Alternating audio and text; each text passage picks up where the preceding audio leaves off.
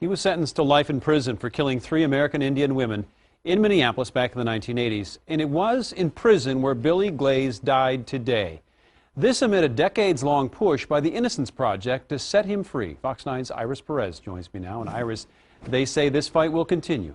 Randy, Innocence Project reps feel they must keep the fight to prove Billy Glaze's innocence alive, calling this a bad day for not only Glaze's family, but also the victims' families and anyone who may come in contact with the man whose DNA was found at 2 of the 3 murder scenes.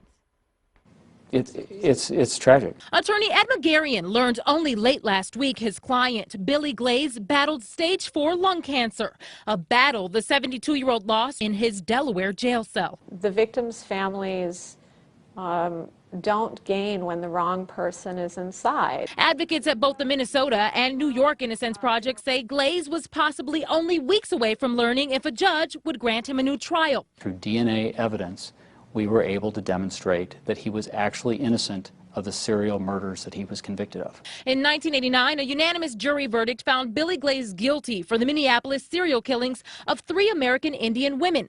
But in 2014, the Innocence Project uncovered Glaze's DNA was nowhere to be found at either scene. Back in 1987, 88, 89, there was no such thing as DNA testing. Instead, another man's DNA was discovered at 2 of the 3 crime scenes. If Billy Glaze had been at any of these crime scenes, you would expect at least at one of them to find his DNA. It's not there.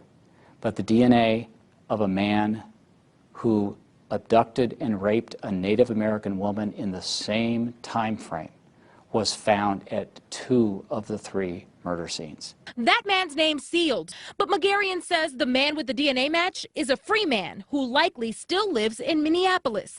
So what tied Glaze to the murders? They used jailhouse snitch testimony. In fact, about 25% of the wrongful convictions in the U.S.